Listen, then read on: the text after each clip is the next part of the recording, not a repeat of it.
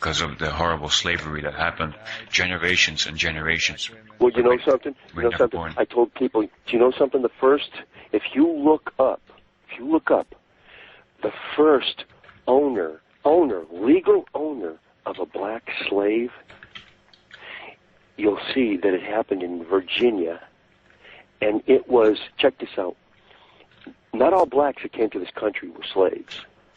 Oh, yeah. Some that came to the country were called indentured servants. And this black guy, he was an entrepreneur. Came from Europe. He was an indentured. He volunteered to be an indentured servant to a white guy. He was shipped over here. He worked off his indenturedness. See, because once they worked it off, the landowner was legally required to give him land. So what he did was he got a good trek of land out of that 7 years. 7 years to work the shit off. He got a good trek of land. You know what he did? He went, now he's a free black man. And people were going like, this is fucked up. Some people were saying, this is fucked up. You know, but what he did was he went out and he hired a bunch of guys, black and white guys. And he did the same thing with them. Because they lived on his land. But they were indentured. Can you imagine free labor for 7 fucking years? Yeah. You got 20 guys, 7 fucking years of free labor? That's pretty cool. There's no end to how much money you could make. Well, he made quite a bit of money. He became a wealthy guy. And those guys got land, but not as much as he did when he was free. You know, the funny thing is, long story short, check this out. This is where a black guy escapes from a torturous slave owner, heads up north, gets to Virginia.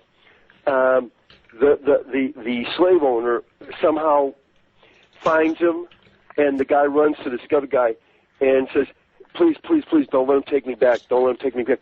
He says, he asked the white slave owner, he says, "How much you want?" He said, "I want this much." He goes, "No." They bartered back and forth. They settled on a price. Boom. He took it. The guy thanked him very much, worked for them. But when he wanted to be free, the guy says, wait a minute. You don't realize how much I paid for you. It's going at the prices, at the wages being paid today, it's going to take you the rest of your life to pay me off. And so the guy says, I can't do that. He says, blah, blah, blah. What he did was he took him to court. Yeah. He got a judgment. He got a judgment against him. Oh, excuse me. Wait a minute. The white owner came back. You can look this up online. I'll send you the URL.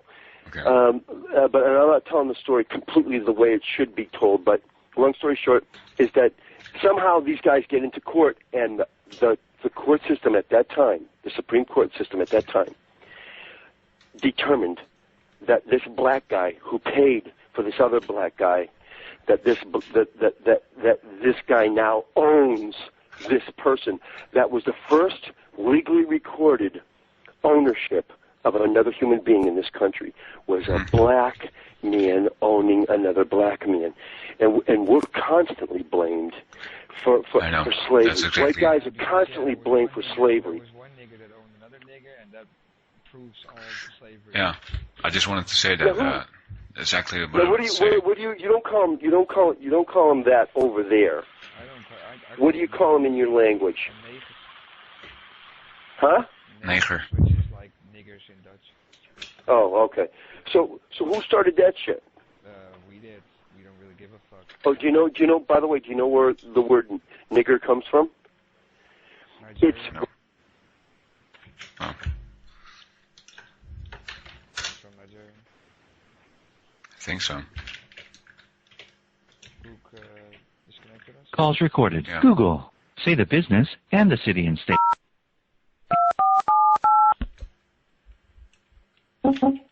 Say just the city and state.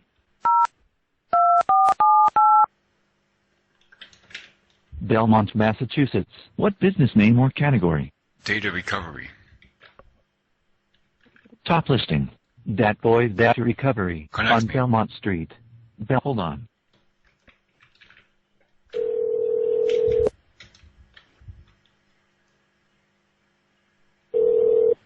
Okay. So, anyway, long story short is that they were being kidnapped from the Niger. The Niger, they were being kidnapped from the Niger River Valley. White guys didn't know how to pronounce it, and they called them niggers. And can you imagine the way the English talked back then? It's not even the way we say it. But be that as it may, most blacks don't even know, and all blacks think that they're all slaves from slaves in this country. I says, you can't fucking say that. When I talk to my fellow black Americans, I say, you can't say that, man. If you don't fucking know, if you don't know. Fellow niggers. Yeah. Brothers from another mother. No, see, once you're an American is an American dude. That's not the way it works. Yeah, that's the way it works. No, it's not the way it works. Yeah. Trust me. You're in the service. You're in the service, and Tom's going to experience it too, unless you don't have black guys in the service over there. But if you're in a combat situation, don't matter. Trust me, you will become extremely close to whoever you're in combat with. It don't matter who they are or what they look like. Black people used to own other black people, and they sold it to other black people. So why the fuck do we always get blamed? That's exactly right, dear. You know something? We couldn't have had slaves if it wasn't for the people over in Africa. Yeah. It was just a normal thing back then. The half a dozen or so white guys going over there to kidnap them. Yeah, it was just a normal thing back then, It's just the way it was. It was just a trading thing. Yeah, I'm looking at... What's Riz Khan? R-I-Z space K-H-A-N. It says Riz Khan dash Princess Maxima, and she's talking about microfinance and the unbanked. She's a good-looking girl. Yeah, I know. She's cute now. She's probably in her 30s. Something like that, yeah. Yeah, 30s. She's not going to look great going into her. She's still pretty cute, but she's going to start. Yep, I know. Start. Huh? Yeah. I'm going to do your daughter, Chris. Say what? I'm going to do your daughter. You don't know what my daughter looks like. Daughters. I got daughters. You know what my daughters look like. And trust me. Yeah. Two of my daughters would actually beat you down. They are very strong-willed girls who are very aggressive. So if they don't like a guy, I've seen Melissa actually pop a guy right in the face.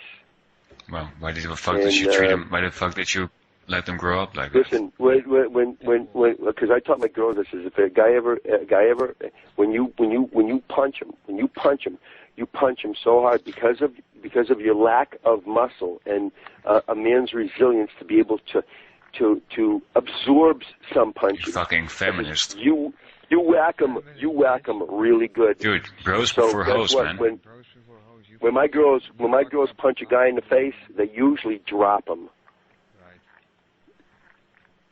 Ever heard of bros before hoes? Yeah, you fucked up the huh? You fucked up the honor code. Feminist. You fucked up the honor code right there. What's that? Bros before hoes. What? You fucked Say up the that.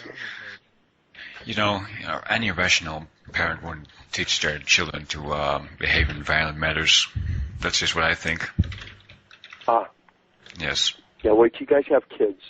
The minute you have a baby, your life is, your whole fucking thought process changes about everything. So you're just going to tell them to beat the crap out of everybody that teach them wrong? No, man. It's you become extremely protective of that little human being. And if it's a girl, oh, man. I mean, every male is a potential threat. It just didn't happen with me. It happened with my friends, too. Huh? Did you get sexually abused when you were a small child? No, but he's just saying